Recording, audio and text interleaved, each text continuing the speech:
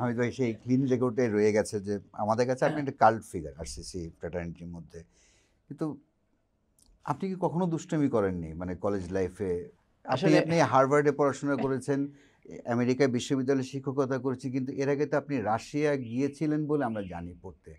সেই গল্পটা কিন্তু আমি বলতে চাচ্ছি কোনটা যে সবারই ইউথ থাকে, চাইল্ডহুড থাকে, মানে একটা আমরা তো কিছু দুষ্টুমি তো করি। আপনি কি আসলেই জীবনে কোনো দুষ্টুমি করেননি ক্যাডেট কলেজ লাইফে? আমি দুষ্টামির কারণে কলেজে যাওয়ার আগে বাবার কাছে অনেক শাসন পেয়েছি। আমার মা কখনো ছাড়েন নাই। যখন কমপ্লেন করার বলে দিতেন, আব্বা আসলেই পরে আজকে এইটা করেছে, এবং সেটার জন্য আমি পানিশমেন্ট যথেষ্ট খেয়েছি জীবনে। কিন্তু ক্যাডেট কলেজে গিয়ে আমি যে স্পটে পড়ে গিয়েছিলাম, ওই স্পটে পড়ার পরে আমার আর সুযোগ হয় নাই যে আমি দুষ্টামি করব। এমনকি আমার বন্ধুদের সাথেও আমার বন্ধুত্ব হয় নাই ওটার কারণে। আমি কলেজ ক্যাপ্টেন, আমি উইং আন্ডার অফিসার। আমি তাদের থেকে অ্যালুফ থাকতেই হয়েছে আমাকে, ওই ইমেজটা রাখার জন্য। তো সেটার কারণে তাদের সাথে যে রিয়েল বন্ধুত্ব আমার মনে হয় না যে আমার গড়ে উঠেছে বা উঠার সুযোগ হয়েছে। তো আমি পারি নাই, যে দুষ্টামিটা বাইরে করতে পেরেছি সেটা ক্যাডেট কলেজে এসে পারি নাই, দায়িত্ববোধের কারণে। দায়িত্ববোধের কারণে, স্পটে থাকার কারণে। সো আমি এখন ফ্লোর ওপেন করে দিচ্ছি হামিদ ভাইয়ের কাছে। If you have any question, I like to start with Hamza. Kiran Hamza, তোমার যদি কিছু জানার থাকে হামিদ ভাইয়ের কাছে। হামিদ ভাইয়ের কাছে আমার যে প্রশ্নটা সেটা হচ্ছে, আপনি যে হার্ভার্ডে পড়েছেন সম্ভবত, আমি পড়িয়েছেন, এখানে আপনার হার্ভার্ডের যেই পড়ালেখার ব্যবস্থা, এটা আমাদের ক্যাডেট কলেজের যে স্টাডি সিস্টেম এটার সাথে কতটা ডিফার করে? এক তো হলো যে আমাদের ক্যাডেট কলেজে 7, 8, 9 থেকে 12 পর্যন্ত, আর ওখানে তো আন্ডার গ্র্যাজুয়েট লেভেল। এবং যে বড় ডিফারেন্স হলো আমার মেয়ে পড়েছে, তো সেই হিসাবে আমি জানি এবং আমি পড়িয়েছি। তো এখন সবচেয়ে মেজর ডিফারেন্স হলো যে ভেরি হার্ড ওয়ার্ক, মানে lot of pressure, lot of homework, lot of hard work. এবং তারা 50,000-এর মধ্যে 70,000-এর মধ্যে 2,000-কে নেয়, the best of the best in the world, and they can do that work. যে হার্ডওয়ার্ক তাদের উপর চাপানো হয় তারা সেটা করতে পারে। এবং আমার ক্লাসে যারা থাকতো তাদের যে ওয়ার্কই আমি যে কাজে দিতাম তারা সহজে করে নিতে পারতো। কারণ ফার্স্টলি এই যে যেমন সাজ্জাদ বললো, the cream of the country is in cadet colleges, the cream of the world is in Harvard. So they are capable of doing, and they make sure that these students work extremely hard so that আমেরিকার বিভিন্ন ক্ষেত্রে হার্ভার্ডের যে অবদান, যে কোনো president দেখো না তাদের কয়েকজন থাকে অ্যাডভাইজার বা সেক্রেটারি হার্ভার্ড থেকে। এই কারণেই যে they are firstly very talented, very capable, and they have work very hard to learn what they have to learn, including Bill Gates, who is from Harvard, and Mark Zuckerberg from Harvard. General Habib, if you have anything to ask. Thank you once again. Hamid ভাইয়ের সম্বন্ধে আর একটা জিনিস আমি সেই সময় বলতে ভুলে গেছি। হামিদ ভাইয়ের কোথাও আমি শুনেছিলাম একটা কথা, সেই সময় তিনি দেশে আসতেন দুইটা কারণে, একটা তার মাকে দেখতে, আর দুই হচ্ছে ক্যাডেট কলেজকে দেখতে। এবং হামিদ ভাইয়ের মা মারা যাওয়ার পরে, আল্লাহ পাক বেহেশত নসিব করুন, তিনি আসতেন শুধুমাত্র ক্যাডেট কলেজকেই দেখার জন্য। আমি যখন প্রিন্সিপাল ছিলাম, তো হামিদ ভাই পরীক্ষার আগে দিয়ে জিজ্ঞেস করতেন প্রত্যেকটা ব্যাচে যে তাদের পড়াশোনা কেমন, পরীক্ষার কেন্দ্র কোথায় হচ্ছে, যাওয়া আসার ব্যবস্থাপনা ঠিক হচ্ছে কিনা, অন্যান্য অনেক অনেক খবর নিতেন, সুস্থতা অসুস্থতা, ভাইস প্রিন্সিপাল কেমন আছেন, সবাইকে সালাম দেয়া, সবার সম্বন্ধে খোঁজ খবর রাখতেন, এক্স ক্যাডেটদের সম্বন্ধে খোঁজ খবর রাখতেন। এবং মাঝে মাঝে মানে ক্যাডেটদের জন্য আর কি কি করা যায় বা আমরা কি কি উদ্যোগ নিচ্ছি এরকম সম্বন্ধে তিনি ফিডব্যাক শুনতেন। আমার মনে হয় না যে তিনি খুব একটা বলতেন এইটা করো ওইটা করো, বাট তিনি শুনতেন এবং সময় দিতেন। আমরা কোনো প্রশ্ন করলে এটার উত্তর দিতেন এবং আমরা মনে করতাম যে হামিদ ভাই আছেন আমাদের একজন বড়, আল্লাহর মধ্যে একজন অভিভাবক আছেন, একটা যে ফাদার ফিগার বা ফ্যামিলি গার্জিয়ান টাইপের, যে কোনো কিছু। আমরা বললাম যে আজকে 5 জন সাঁতার শিখেছে, গতকাল ফুটবল কম্পিটিশান শেষ হয়ে গেল, এই কথাগুলো আমরা হামিদ ভাইকে বলতেও আনন্দ পেতাম, আবার মাঝে মাঝে অর্কা প্রেসিডেন্টকেও বলতাম। এবং এই যে কানেক্টিং জেনারেশনের যে পয়েন্টটা আপনি বলেছেন, আমরা এই সময় মনে করতাম, আমার আরেকটা জিনিস খেয়াল আছে, ওই সময়টাতে ক্যাডেট কলেজের, রাজশাহী ক্যাডেট কলেজে 50 বছর পূর্তি উপলক্ষে রিউনিয়ন হলো, that was the 12th reunion, এবং chief of army staff general Belal গিয়েছিলেন। তো in a very exclusive environment তিনি জিজ্ঞেস করলেন যে এই রিউনিয়নে তোমাদের কি সবচেয়ে বেশি ভালো লাগে বা কোনটা ভালো লাগছে। বললাম যে স্যার আমাদের যে ক্যারিয়ার কাউন্সেলিং একটা সেশন হয়, বিভিন্ন যারা সিভিল সার্ভিসেস বা মিলিটারি বা বিজনেসে যারা ভালো অবস্থানে আছেন তারা যে অন্যান্যদের সাথে কথা বলেন কীভাবে পড়াশোনা করতে হবে, ইউনিভার্সিটি ভর্তির জন্য বা বিদেশে গেলেও কোনগুলো অপশান, এগুলো নিয়ে আলোচনা করেন। এবং ছোটরা বড়দের কাছে যে অনেক জিনিস তার সেই আগের আমলের গল্পগুলা শুনতে চান এবং এখনকার যে সময়গুলা চায়, এইটাই আমরা সেই সময় আসলে কানেক্টিং জেনারেশনস, নেটওয়ার্কিং বা এই ইংরেজিগুলো সেই সময় অতটা আমরা শুনিনি বা বুঝিনি। কিন্তু এবার মনে হলো যে আসলে এটা আমরা এতদিন যা করছিলাম রিউনিয়নে, আসলে বলতে গেলে এইটাই বড় ফোকাস হওয়ার কথা। আমি হামিদ ভাইকে আসলে আমি প্রশ্ন করব না, বাট ধন্যবাদ জানাবো যে এতদিন ধরে যে একটা ছায়ার মতন একটা বিষয়টাকে আগলে রেখেছেন, ক্যাডেট কলেজের যে ভালোত্ব। হামিদ ভাই যে কাইন্ড অফ আলহামদুলিল্লাহ এই যে ব্র্যান্ড নেম, তো আমার মনে হয় যে এরকম আমাদের প্রত্যেকটা কলেজের এরকম থাকা উচিত। আমরা যখন হামিদ ভাইকে দেখিনি, আমরা হামিদ ভাইয়ের নাম মুখস্থ করেছি, নাম শুনেছি, একজন আরেকজনকে প্রশ্ন করতাম, বলতো ফার্স্ট ব্যাচের ফার্স্ট ক্যাডেটের নাম কি, এরকম ভাবে আমরা চলতাম। এবং আলহামদুলিল্লাহ উই আর ব্লেসড, আলহামদুলিল্লাহ হামিদ ভাই আমাদেরকে সময় দিতে পারেন, আমাদেরকে নিয়ে তিনি অনেক কথা বলেন, গল্প করেন, আমাদের বাসার খোঁজ খবরও নেন।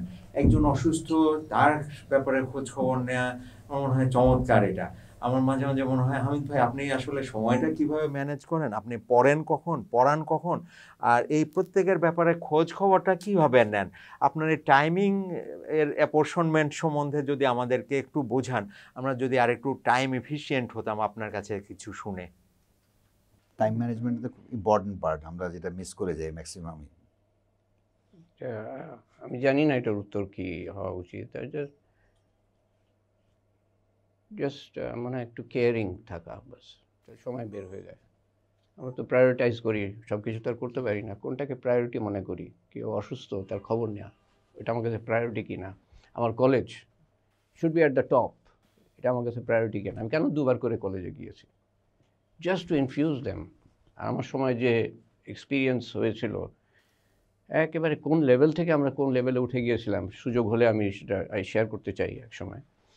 তো ওইটা আমাকে একটা কনফিডেন্স দিয়েছিল। তারপর অর্কাকে আমরা কোন লেভেল থেকে কোন লেভেলে উঠিয়েছিলাম, এটার কনফিডেন্স দিয়েছিল যে আমরা উপরে থাকতে পারি, যেতে পারি, এবং সেটা সেই পর্যায়ে রাখার জন্য একটা নার্চারিংয়ের দরকার আছে। তো ওই প্রায়োরিটিটা থাকলে পরে তখন সময় বের করা যায় আর কি। আর নাহলে আমরা সময় তো নষ্ট করি, সময় আছে এদিক ওদিক নষ্ট করি। আই ডোন্ট কেয়ার কী হলো না হলো, কী করলো না করলো। আর ওর প্রশ্নের একটা আমার একটু, ইফ ইউ পারমিট মি, যে হার্ভার্ড এবং বা যে কোনো আমেরিকার প্রায় বড় বড় ইউনিভার্সিটির সাথে আমাদের ইউনিভার্সিটির তফাৎ, সেটা হলো যে সেটা আসলে ইউনিভার্সিটিতে ঢোকার আগের তফাৎ। সে তফাৎটা হলো যে এই বড় বড় ইউনিভার্সিটিতে যাওয়ার আগে ওরা ওই ইয়ের মধ্যে, সিভির মধ্যে দেখতে চায়, সিভি তো না, অ্যাপ্লিকেশনের মধ্যে দেখতে চায় যে তুমি বিভিন্ন জিনিসের মধ্যে এসে টেসে ভবিষ্যতের কী পরিকল্পনা, এগুলো তো আছেই, তার সাথে দেখতে চায় যে তুমি কী করেছো, ভলেন্টারি কাজ, সমাজ সেবামূলক কাজ কী করেছো, এটা খুবই গুরুত্ব দেয় ওরা।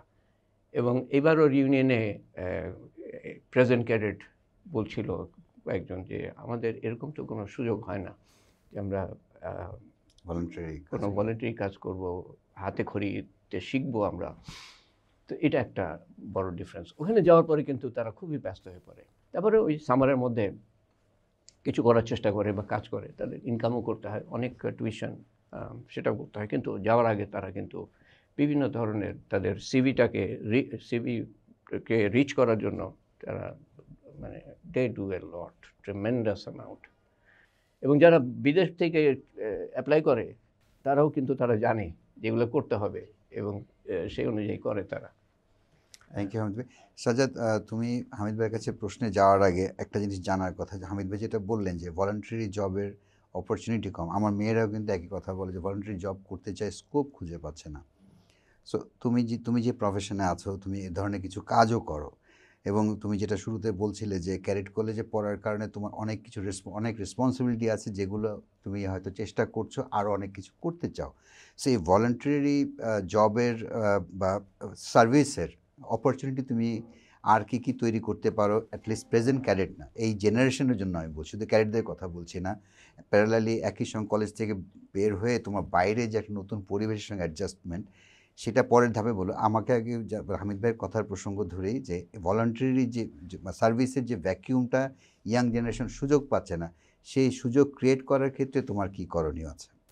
ধন্যবাদ ভাই। আমি তার আগে ছোট্ট করে একটা জিনিস ভুলে যাবো, বলে নেই। হামিদ ভাই একটা প্রতিষ্ঠান, আপনি যেমন বললেন, হামিদ ভাইয়ের সাথে আপনার সাথে আমি একমত হয়ে বলি। আমি যখন ক্যাডেট কলেজে, তখন কিন্তু আমি হামিদ ভাইকে দেখিনি, কিন্তু ডে ওয়ান থেকে হামিদ ভাই একটা ব্যাপার আমাদের কাছে।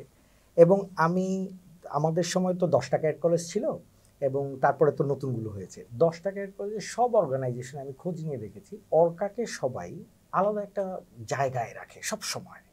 এবং একই সাথে আর কাউকে চিনুক না চিনুক, আমি মোটামুটি এইটুকু খবর জানি, 10 ক্যাডেট কলেজেই অর্কার হামিদ ভাইকে চেন না এমন লোক খুব কম আছে। বিকজ হামিদ ভাই এই বৃক্ষের মতো অর্কাটাকে রেখেছে বলেই এইরকম একটা পর্যায়ে যেতে পেরেছে, আমরা দেখছি সব সময়। এবং কি উনি যে শুধু ভাই বলে আমাদের অসুস্থতা অন্যান্য ক্ষেত্রে অনেকের খবর রাখেন, শুধু এইটাই না, আমি একটা অ্যাড অন করতে চাই।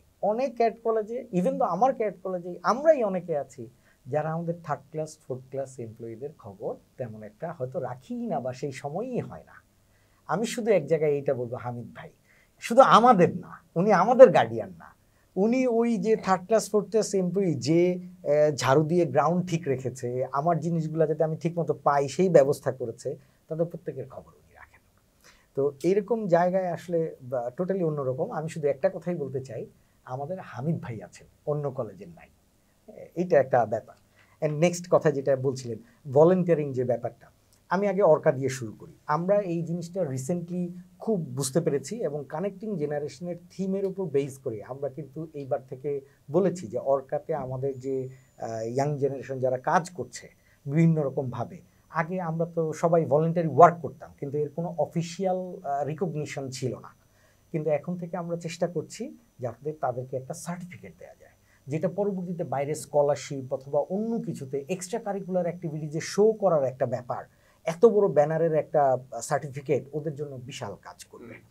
আর দ্বিতীয় একটা জায়গা থেকে আমরা ফোকাস করার চেষ্টা করছি, আপনি যেটা বললেন যে নন ক্যাডেট বা আদার্স জেনারেশনের জন্য, আমার মনে হয় ভলেন্টারিং আগেও আপনারা করেছেন, আমরাও করেছি, আমাদের বাবারাও করেছেন, তখন আসলে কাগজের রিকগনিশনটা ছিল না, স্বেচ্ছাশ্রম সব জায়গায় দিয়েছি।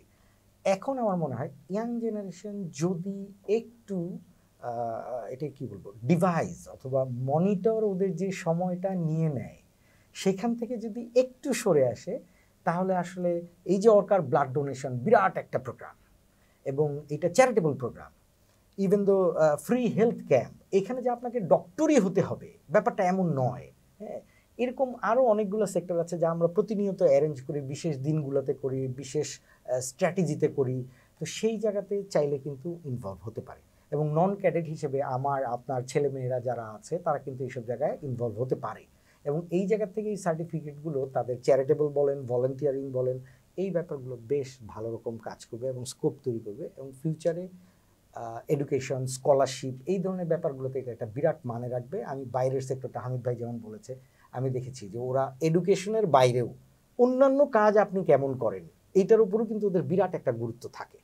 সো আমরা পিছিয়ে যাই অ্যাপ্লিকেশনে এই জায়গাতে, আমার মনে হয় এই জায়গাটা আমরা চেষ্টা করছি, এবং একই সাথে আমার মনে হয় এক হাতে তো তালি বাজবে না, ওদেরকেও একটু আগ্রহ নিয়ে চলে আসতে হবে যে এই কাজটা আমি করবো বিকজ অফ ইট, একটা ম্যানকাইন্ড প্লাস হচ্ছে নিজের ক্যারিয়ার ডেভেলপমেন্টের জন্য। Thank you. আমি শিওর যে আমাদের এই আলোচনা অ্যাকচুয়ালি আমরা ঘন্টার পর ঘন্টা চালিয়ে যেতে পারতাম, বিকজ আমাদের প্রত্যেকেরই গল্প আছে, স্বপ্ন আছে, স্বপ্ন কিছু পূরণ হয়েছে, অনেক অপূর্ণ স্বপ্ন আছে, সেগুলো কীভাবে পূর্ণ করা যায়, বাট আজকে একদমই হাতে সময় নেই। আমরা আবার বিশেষভাবে আমাদের আরসিসির আইকন শুধু বলবো না, তুমি যেটা বললে যে ক্যাডেট কলেজের আইকন, এবং অ্যাজ এ হিউম্যান বিং আমি বলবো যে আমি একটা দায়িত্ব পেয়েছি, মানে দায়িত্ব পাওয়াটা কিন্তু খুব সহজ, দায়িত্ব পালন করাটা হলো আসল নেতার কাজ। হামিদ ভাই সেই দায়িত্ব অসামান্য দক্ষতায় আমি বলবো যে দীর্ঘ সময় পালন করে এসেছেন। উনি হয়তো অফিসিয়ালি কোনো নেতা পজিশনে নেই, পদে নেই, কিন্তু তিনি নেতাদের নেতা।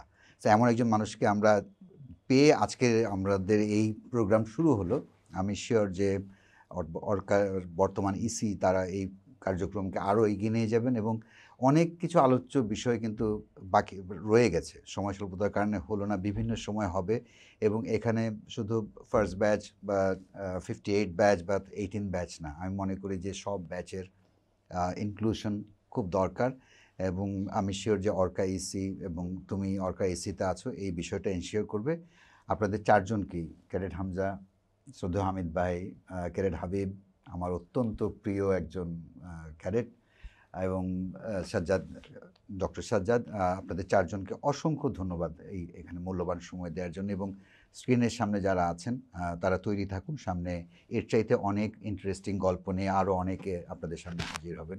সবাই ভালো থাকবেন, সবাই সবার পরিবারকে নিয়ে সতর্ক থাকবেন, ভালো রাখবেন এবং নিজে ভালো থাকার চেষ্টা করবেন। অসংখ্য ধন্যবাদ।